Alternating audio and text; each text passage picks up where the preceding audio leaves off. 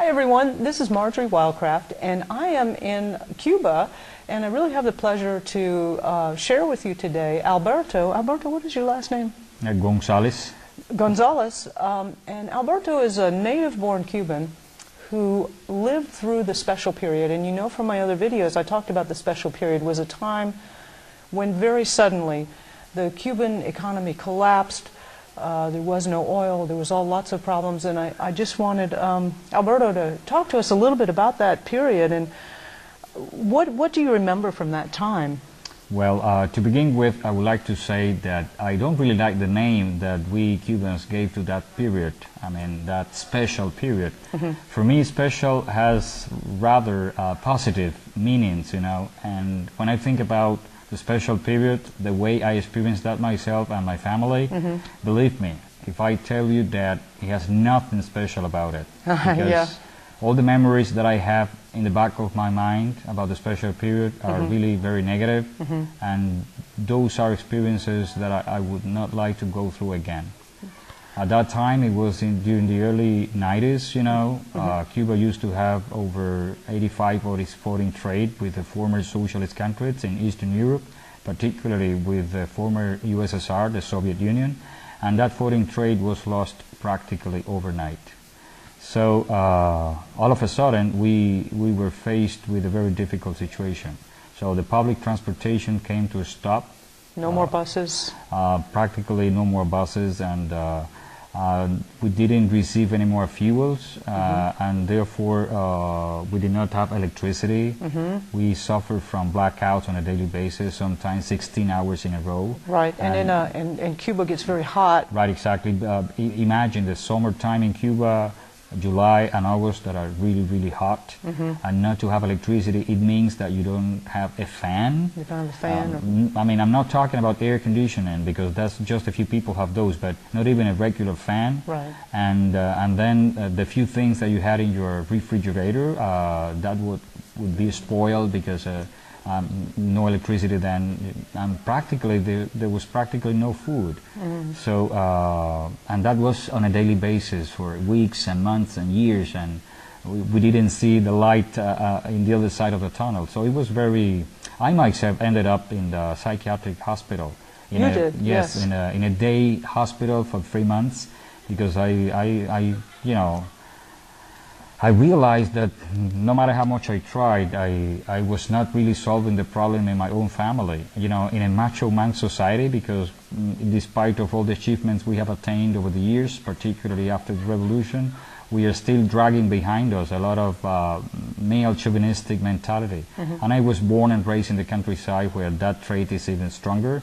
So I was raised with that mentality that I am the provider, I am the supporter of the family, the breadwinner, you know. And then you couldn't... Right, exactly. And I have 2 little girls that were, one had been born in 1987 and the other in 1998. So when the special period really hit us the strongest, and that was 1993, 1994, they were really very little. And I was even teaching privately, illegally, at night, because I wanted and I needed to earn a few more money, and even with that I couldn't provide my children, not even with a decent plate of food. So I remember that there were, for weeks on end, the only thing available that we managed to have on the table was black bean soup and cabbage, and that's it. And my 2 daughters were losing weight and they were refusing. I still remember that they were pushing the plates to the center of the table and they were saying, "No, Daddy, I don't like it." And they were losing weight. So as a parent, that was very painful. We call that appetite fatigue. Right, exactly. With the same thing over and over again. And even though it's food and they're hungry, they still push it. Right, exactly. And as a parent, I felt guilty about that. And I remember that sometimes when that happened and I felt frustrated about it and potent, I just locked myself in my bathroom and I cried out of that frustration, because I didn't know how much that would take, and I was responsible for those children that I have brought into the world, and I was born and raised at the beginning of the revolution, and I was very poor as a family, but I wanted my children to have something better. And in the 80s, Cuba was doing well. I mean, I was at the university back then, and every single year it was increasingly better. So I was happy because I thought, well, I planned my children. I got married in 1992 after I had graduated, and I even waited 4 more years. And I wanted to make sure that by the time I had my children, the future was going to be better for them. I didn't want them to go through what I did, and that was not the case. So it happened very suddenly for Cuba. Yes, exactly. And there was really no preparation. The first 2 years after the Soviet Union collapse were not really bad because we had, you know, like in the warehouses, we have spare parts and raw materials and things that were there, like the reserve, so to speak. But in 1993, 1994, those 2 years were by far the most two difficult ones of the so-called special period. Wow.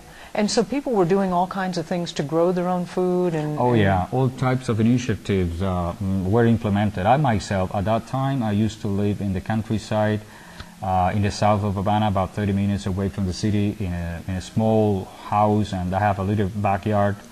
And there I cultivated different things, and I remember that I used to sell part of what I locally grew over there because I really needed to have another source of income.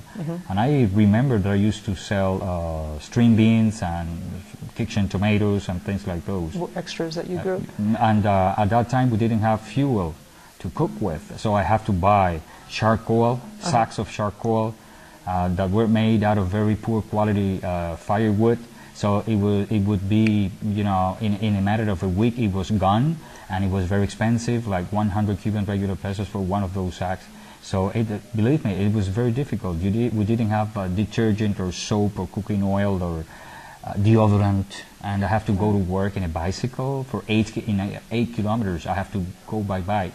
And imagine in the summertime in Cuba to go to work in a bicycle pedaling 8 kilometers without deodorant. Yeah. It was I don't want to remember that. It was really very difficult. Were people fighting each other for resources, or were people, you know, stealing from each other? Well, there was a little bit of everything, but if I am honest, I have to tell you that the special period highlighted solidarity among the Cuban people. People were aware of that, and if I was not doing well, but there were people that were doing even worse, and people helped each other a lot. So I remember that, for example, in my school, that was by far one of the very best schools in the whole country.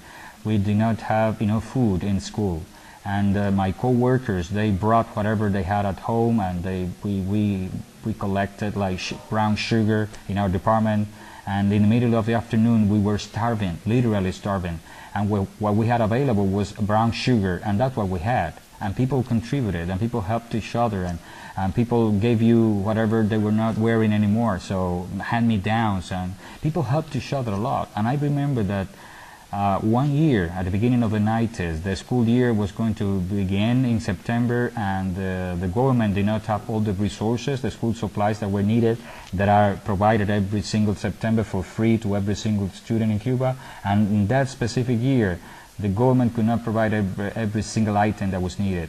And so there was an invitation by the mass media, by television, by radio, by the newspapers, asking people to collaborate and to help out. And it was amazing, the amount of books and pencils and stuff that people donated to make sure that all children in Cuba could have something to begin that school year. And we succeeded. So in the midst of the worst part, people helped.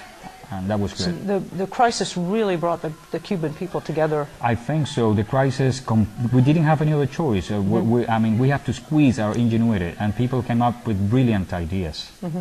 Wow.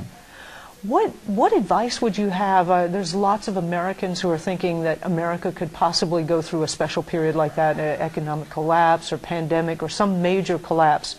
And it would be very similar that Cuba did not receive a lot of help from the international community. The Soviet Union had collapsed. America didn't help. In fact, we actually tightened our embargoes. And if America goes through a collapse, we're pretty certain there's not going to be a lot of help for America. What would you suggest for people, because there are people in America who are preparing for this type of event, any advice that you would give them? Well, the best piece of advice that I can give you from the bottom of my heart is that you should be helping each other the way we did back then, and the way we're still doing that even now, because the situation is not totally back to normal yet. somehow we're still, so to speak, in the special period, although we're better off now if compared to the 90s. So we in Cuba have a proverb that is, I mean, in English it translates as necessity is the mother of inventions. And you have to keep that in mind whenever you are going through a difficult situation.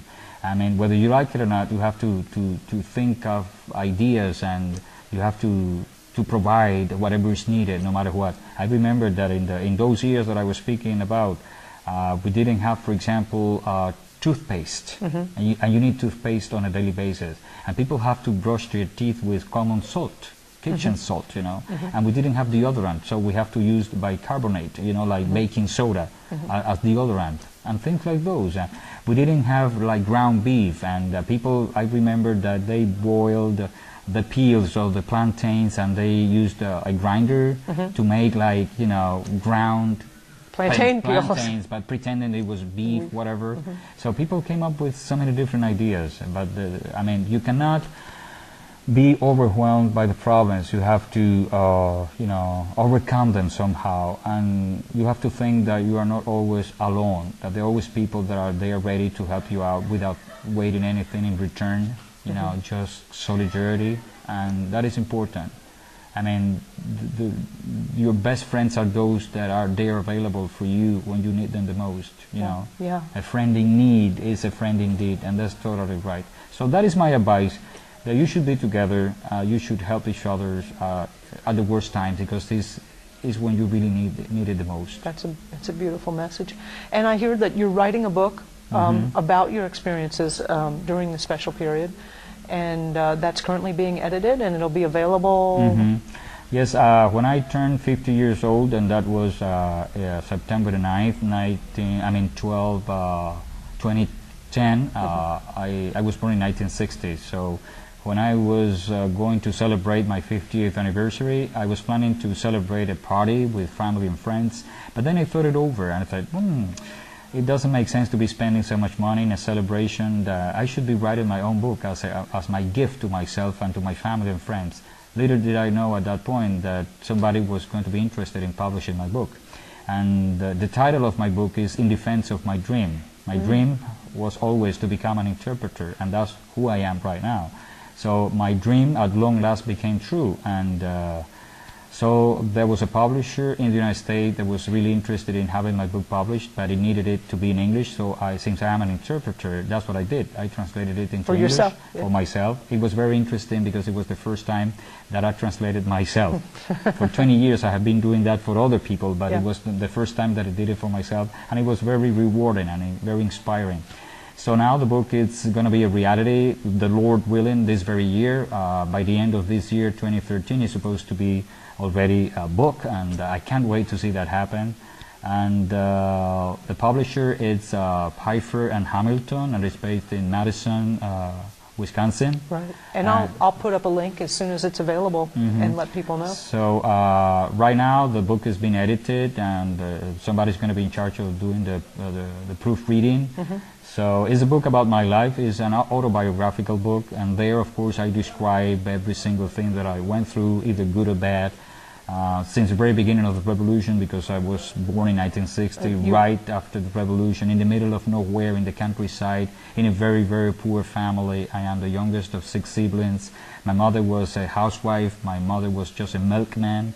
We were born and raised in a house in the countryside with no electricity, not even a toilet facility, with dirt floor, only 2 bedrooms for 80 people. So, and the revolution was providing the people with better opportunities and stuff like that. So I ended up becoming a professional interpreter, traveling all around the world, and even translating for Fidel Castro himself. That was, like, for me, unheard of. And so I describe my life chronologically, for the most part, describing everything that happened, how life began to get better and better at the beginning of the revolution during the 2 first decades, but then unexpectedly and suddenly the Soviet Union disappeared, and then everything started to go backwards. How difficult it was. I describe in details everything I went through, and my family and my people. And then afterwards, how I ended up becoming what I have been dreaming all along, being an interpreter. Well, I have to say, having spent the last week with you and having you interpret for me, all the different people that we've been meeting and interviews we've been doing. You're a fantastic Thank you. interpreter. It's been really a delight. Well, as soon as that book becomes available, I'll be sure to let everybody know, and we'll get a link for you on where you can get it, and I really look forward to reading the book. Thank you for You're spending welcome. time. Thank you for being interested in reading my book. I really appreciate it. Yeah. It's very nice of you.